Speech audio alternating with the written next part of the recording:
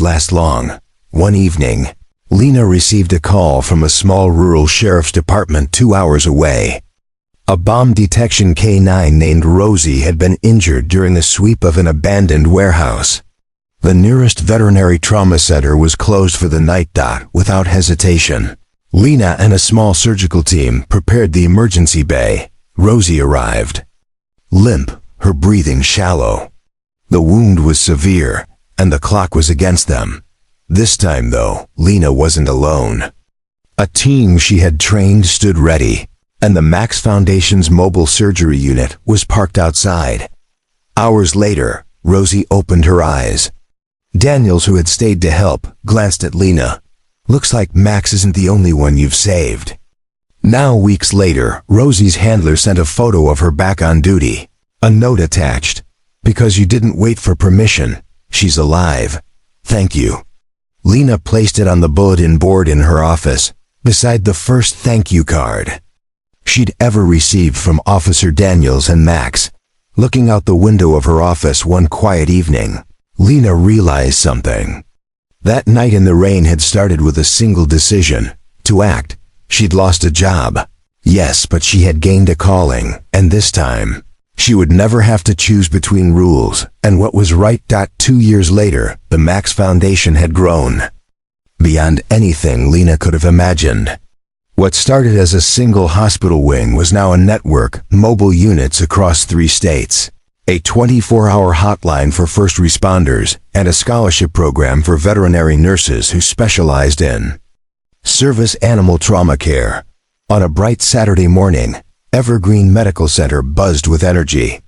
Today was the Foundation's annual Heroes Day, a gathering for every K-9 handler and rescue worker whose life had been touched by the program. Lena stood on the stage in a simple navy dress, speaking to a crowd of officers, firefighters, soldiers, and their families. At her side, Max sat proudly, wearing a small medal on his collar. "Every story here," Lena said into the microphone, "started with a moment where someone chose compassion over hesitation." She glanced toward the back, where Rosie, now fully recovered, was playfully nudging a young cadet. "This foundation doesn't just save animals," Lena continued. "It saves the bonds we share with them, bonds that can change everything."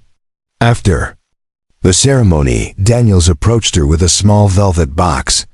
"It's from the precinct," he said, smiling. Inside was a silver pin, shaped like a paw print crossed with a stethoscope. "It's not an official medal," Daniels said quietly, "but in our eyes you're as much a hero as any of us." Lena blinked back tears, fastening the pin to her dress. That evening, when the last of the guests had left, Lena walked Max along the quiet hospital gardens. She thought of that rainy night years ago, the fear of losing her career, the uncertainty of what would come next. If she'd played it safe, none of this would exist. Max stopped, looking up at her as if to say, "See? Worth it." She laughed softly. "Yeah, buddy, worth it." And under the soft glow of the garden lights, Lena knew the story wasn't over. It never would be. Because as long as there were lives to save and rules that got in the way of doing what was right, she would be ready. 5 years later, the Max Foundation headquarters overlooked a stretch of green hills where retired service dogs lived out their days in peace.